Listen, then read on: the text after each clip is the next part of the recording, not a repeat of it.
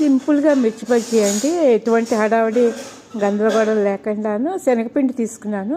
అందులో 2 స్పూన్స్ ఏమో rice flour కలిపాను అనమాట, బియ్యపిండి. కొంచెం ఉప్పును వాము వేసాను. ఇప్పుడు ఈ పచ్చిమిరపకాయలు ఏంటంటే బజ్జీ పచ్చిమిరపకాయలు అండి, క్యాప్సికము తీసుకున్నాను అనమాట. వీటిని సన్నగా ఏంటంటే వామును ఉప్పు పెట్టుకునేటట్లుగా కోసేసుకుని అందులో ఉప్పు పెట్టుకుని ఇలాగ శనగపిండిలో ముంచేసి వేసానండి. ఇవేంటంటే పిల్లలు కూడా తినగలుగుతారనమాట, కమ్మగా బాగుంటాయి.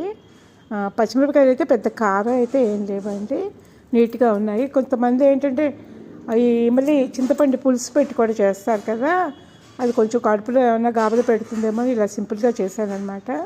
ఎవరికైనా ఇంట్రెస్ట్ ఉంటే ఇలాగ సింపుల్గా చేసుకోండి, బాగుంటాయి. ఇదే గోధుమ పిండితో కూడా వేసుకోవచ్చు, గోధుమ పిండితో కూడా ఇంకా హెల్తీ అనమాట. శనగపిండి అయితే కొంతమందికి గ్యాస్ వస్తుంది అనుకుంటారు కదా, గోధుమ పిండితో కూడా సేమ్ ఇట్లాగే చేసుకోవచ్చు అండి, బాగుంటాయి చక్కగా.